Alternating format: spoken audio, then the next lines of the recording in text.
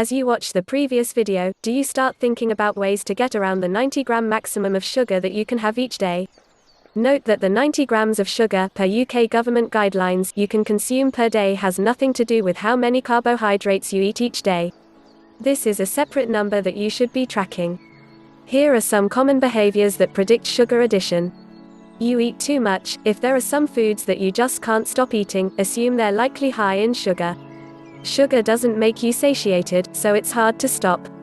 This is made worse if sugar is combined with sodium and fat. For example, you may be eating donuts which are also high in salt and fat, but would you eat them without the sugar? Doubtful. You crave processed carbohydrates. If you're often craving refined carbs like chips, crackers, and bread, then you may just have a problem with sugar. Often, eliminating added sugars can reduce cravings that you're having for high processed carbs over time. You crave salty foods. With processed foods, salt and sugar go together very well. If you feel like you could lick a salt lick and be happy, you may be addicted to sugar.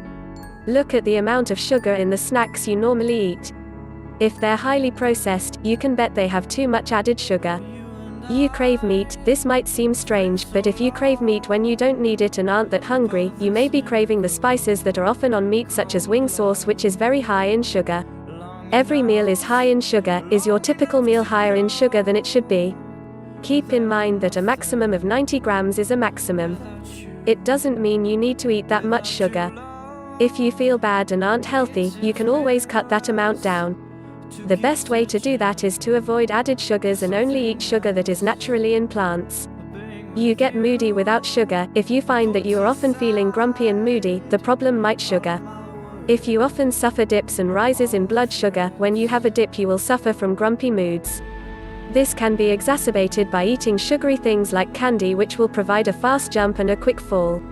You feel powerless over sugar. Do you ever feel like you don't even want to eat that sugary snack, but you do it anyway because you know it'll make you feel better? This is common in people who work long days, students especially.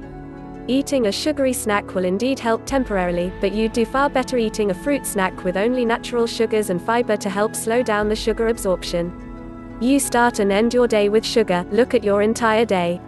What do you eat in the morning? What do you eat before bed? What is the first and last thing you eat each day?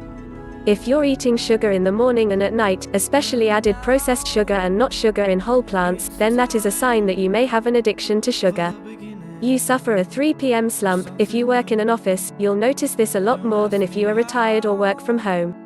But pay attention if somewhere after lunch you start falling asleep while you're working or feel as if you need a nap. Look at your diet. Are you giving yourself energy for lunch, or are you setting yourself up for a sugar crash? If you are going through any of these issues, it is wise to calculate how much sugar you're eating on any given day. Most people eat double the sugar maximum of 90 grams a day due to added and processed sugars, including hidden sugars.